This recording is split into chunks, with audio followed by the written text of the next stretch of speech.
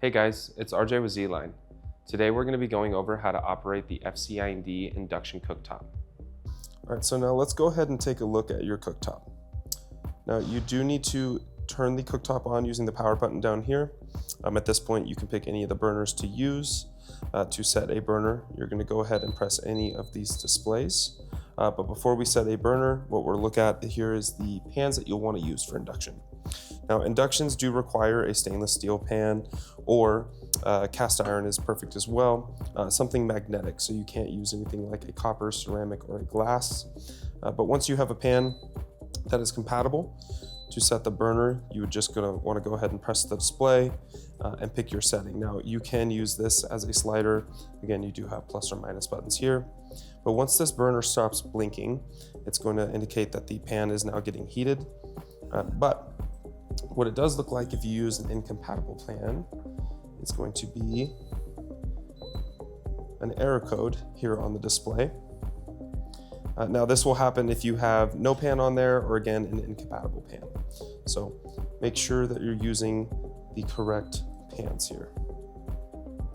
Now to turn off a burner, you want to go ahead and press the burner itself, and then you can go ahead and hit these plus and minus buttons at the same time.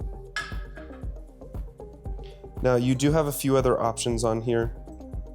Now one of them being the power boost option. So whatever pan you're using or display you're using, you can go ahead and press this P, and that will run this as hot as possible for about 10 minutes. After 10 minutes, that will revert to setting 9, and so on and so forth every 10 minutes.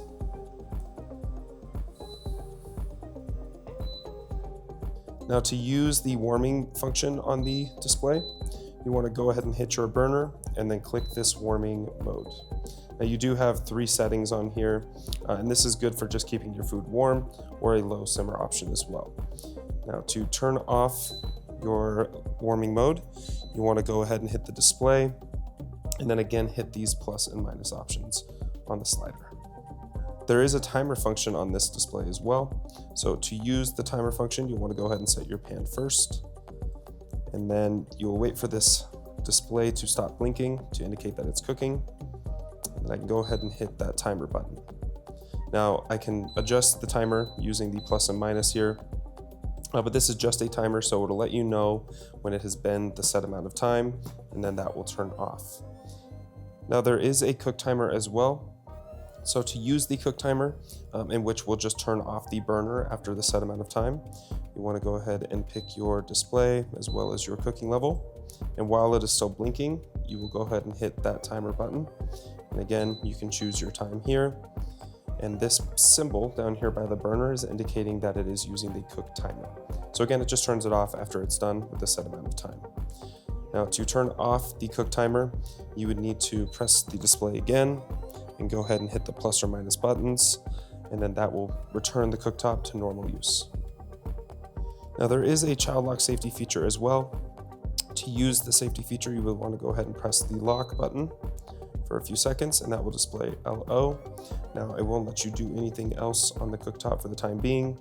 To return back to normal use, you will want to go ahead and press that lock button once more, and then you should be set and ready to use the cooktop as normal. Now we have a cool feature with a pause button here. Now with that, again, you would just set your pan as normal. Now imagine your pan maybe is getting a little bit too hot, or you need to step away for a second. One of the nice features is that I can go ahead and pause the burner, and this will stop the burner from heating, but when I come back or when I'm ready to cook again, I can go ahead and double tap this play button and it will resume cooking. So one of the nice features on this cooktop is going to be that bridging function. And now you have a few zones, depending on what size cooktop you buy here, that can be combined together. So if you have a griddle or you have a large pot or pan, you can go ahead and use that as one large zone. To set that function, you want to go ahead and place your griddle or your large pot and pan on there, and you're going to want to press those 2 burners together at the same time. And then you can go ahead and select the temperature for that zone. Now this symbol over here is just telling you that they are now paired together, and this particular burner will be how you change the actual cooking level on that burner. Now to turn this off, You just want to make sure that you tap that particular burner one more time, and while it is flashing, you will go ahead and press the plus and minus buttons here. Once it stops flashing, the cooktop will be returned back for normal use. All right, so that's all we have for today. But as always, please feel free to reach out to us with any questions and see what's coming out.